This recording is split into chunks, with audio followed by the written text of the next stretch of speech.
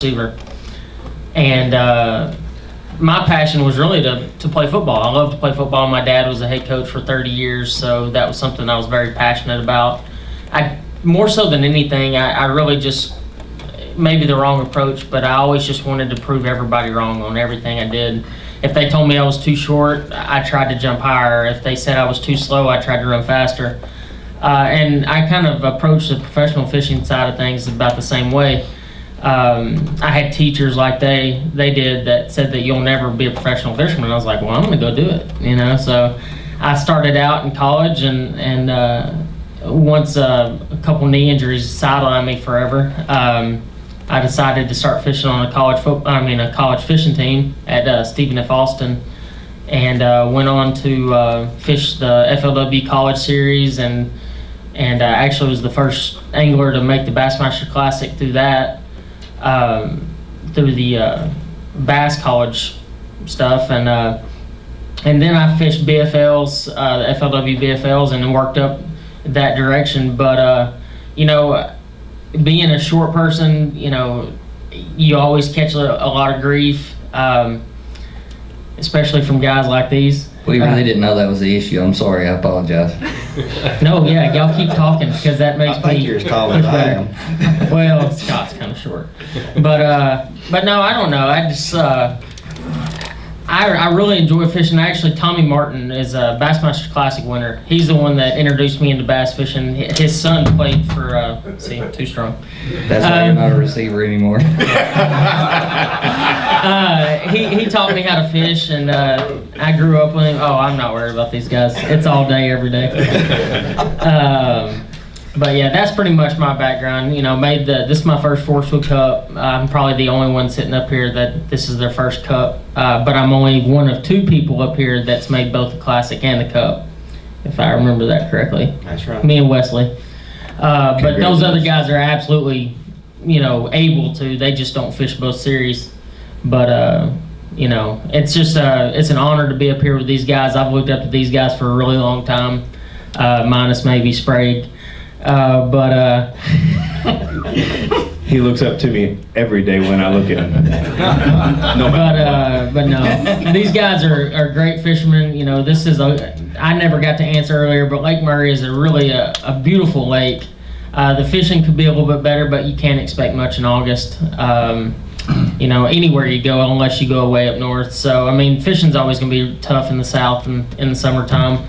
I'm looking forward to the tournament. I don't love the lake, but I don't hate it. I'm not going to sit there and tell you something that's not the truth. I think it's a really awesome lake. There's some beautiful houses here.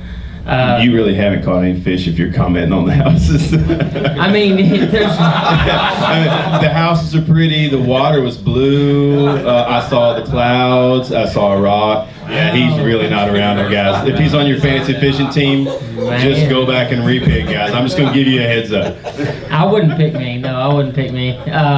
He's sandbagging. Yeah, He's probably sandbagging. so. I done heard otherwise. He's not being truthful right now. No, it's a beautiful lake. No, not you're fishing. You're not being truthful right now. I done heard otherwise. Is he catching them? The grapevine, he's smoking them. I saw you sitting on the spot. I'm going to start there. And I don't even know exactly where it's at.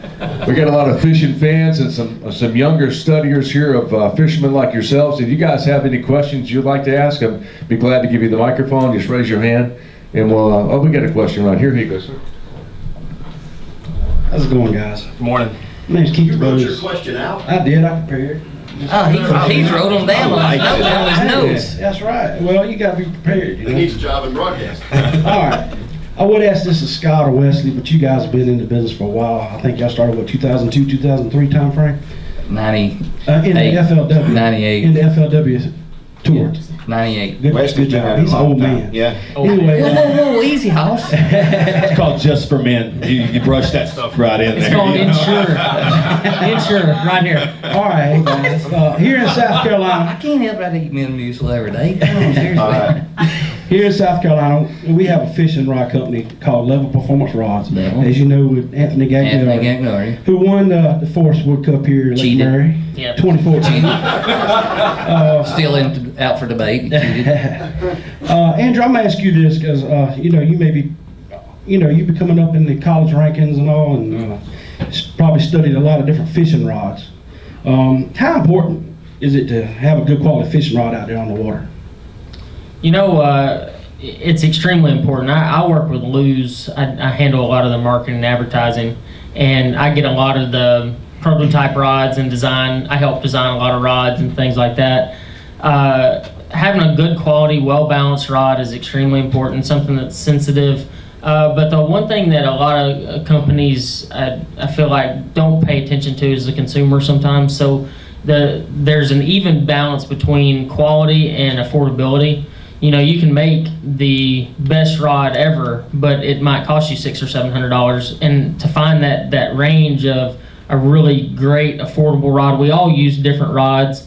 You know, Canterbury uses Halo, Sprague uses 6 Sense, Wesley uses PAL, and I use Luz. And every one of us have a unique rod or series of rods that we use, and they all work for what we do. So, I mean, it just is a really good balance. You know, just because a rod costs $99 doesn't mean it's not a good rod, you know, in comparison to a rod that's $200. I use rods that are $99 to $300. So, I mean, you find what works and then you just use it. So, whatever you're comfortable with. So, that's all that matters, is whatever you're really comfortable with, whatever you have a lot of confidence in, because in our sport, confidence is everything. I've got a question about there are two exciting moments for fans. The weigh-in, of course, and then the takeoff early in the morning. How do you know, and do you guys map this out ahead of time, where you're going to go early tomorrow morning?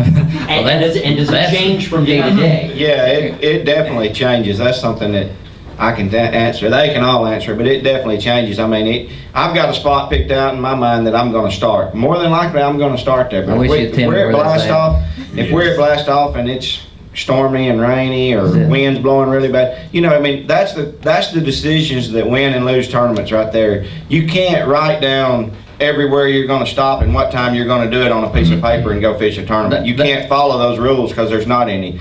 And that's what Wesley was talking about earlier, is the difference in being a professional angler or professional fisherman and just being a weekend angler, is making those decisions on the fly.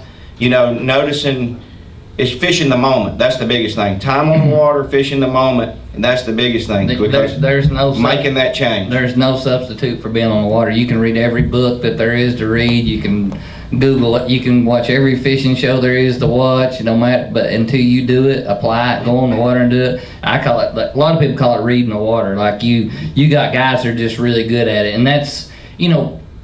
And people that grew up in the outdoors have just a little bit of more of an advantage on people say that. And I'm not saying you didn't grow up in the outdoors, but just a little bit more of an advantage, because like my grandfather, my dad, and Scott's dad, and Jeff, I'm sure, like there's certain things that happen in nature that you look at and you go, okay, the dogwoods are blooming, crappie and bass are spawning. You see certain things in nature, like you're going down the lake and you look over and there's 27 blue herons standing on this bank during the shad spawn. You're like, oh, that's a good place to go fish right there. You just see certain things. And that's what we call, you know, like reading the water. Certain things you see that happen on the water, like I know to do this, and that only comes from time on the water, application, being out there doing it every day, going to fish. And another thing is fish with as many different people as you can fish with, because if you fish with the same guy every day, all you know is what that guy does and what you do. So if you fish with somebody different every single day, or as many times as you can, they may be the worst fisherman you ever been in the boat with, but guess what? You learned something. You've learned what not to do, or you could be with one of the greatest fishermen. There's always, you'll learn something from everybody that you fish with, whether it be a knot, whether it be a different way to cast, or just some tech tip or something. You know, it's just everybody's got their little special twist on something that they do, and I pick up lots of things that I never would have picked up if I hadn't, you know, fished with somebody different. And that goes back to attitude and just your general outlook on life in general. When you go, if somebody's not a good fisherman, just say I jump in the boat with Wesley and I'm just rolling my eyes, I'm not having a good time, he's not catching any fish. He's rolling his eyes because he's in disbelief. Yeah, probably so. You take away, if you go with a negative attitude, then you're not going to take anything away from that. If you go with a positive attitude and you're like, we may not have caught anything today, but man, Wesley skipped that frog. He threw that frog a lot, man, and he threw it a lot around laydowns. He has belief in that. He knows that works for him. It may not have worked today, But you put that in your Rolodex, and someday that you're out there again, you're around a bunch of laydowns, and you're flipping and flipping and flipping, and it's not working. Man, I remember Wesley throwing that frog one time. You just picked that up. Otherwise, you'd never known that. You can read it in a magazine. You can buy every FLW and BASS magazine and read every article and watch every YouTube video. But until you experience it, until you actually get in the boat with someone, or until you actually have lived it, it doesn't stick. It's not permanently ingrained, you know. So that's why they're telling you, spend as much time on the water as you can with as many different anglers as you can, and that's where that experience will come into play, and you'll carry it with you for the rest of your life. It's a college education. It's a doctorate, being in someone else's boat, if you will, because each one of these guys is a professor at what they do. I mean, that's just that's the honest truth. That's why they're professionals. It's because they're as good at that or anything as anyone in the world. Well, one thing that I grew up with is, and my dad was, like I said, was a big football coach. He said if you ever stop learning every time you're on the water or on the field, you need to just quit. You know, because if you really think you know it all, you're wrong, and you need to just stop what you're doing. So every time you're on the water, you can learn anything, even if you're by yourself. I mean, sometimes we're not fortunate enough to go fish with somebody else. We've all been there. But every day you got to go out there and say, okay, what am I going to learn today? Whether it's put a new bait in your boat that you've never thrown before, take all your rods that you normally fish with, take them out and put something else in like a spinning rod. Constantly teach yourself, because, you know, if you see a YouTube video and you're like, man, I really want to go learn how to throw a drop shot, put a spinning rod in your boat, put a couple drop shots in there and take everything else out and go learn how to do it.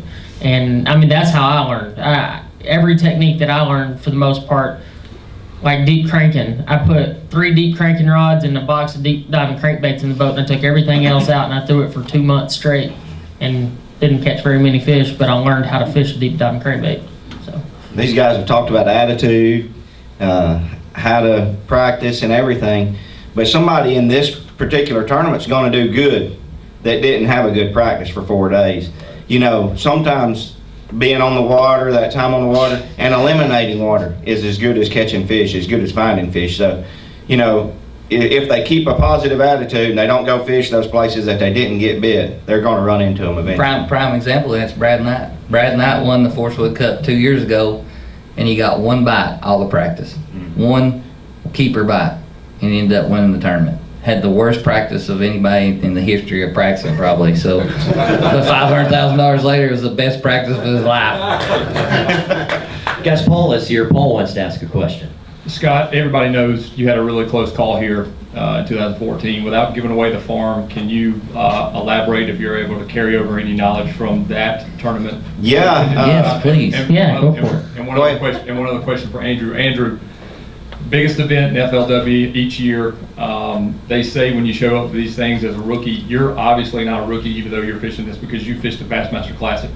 Can you give us a little bit of mindset of how much more settling fishing a big championship tournament like that is for you to be able to come to this event and take some of that experience over to this event? Yeah, I did. I came really close to winning. Should have won the tournament. I mean, had to fish on to win it. Didn't catch but 4 the first day. Wasn't on anything. Just like I wasn't on anything. I caught 4 fish the first day and figured them out the second day by just keeping my head down. But I think Wesley, we're 2 of 8 people that's fished through the Cup here 3 times. This is my 3rd time to fish a Forcewood Cup at Murray. And I've learned a lot about it. I try to practice new waters every time I come, and it's a big lake.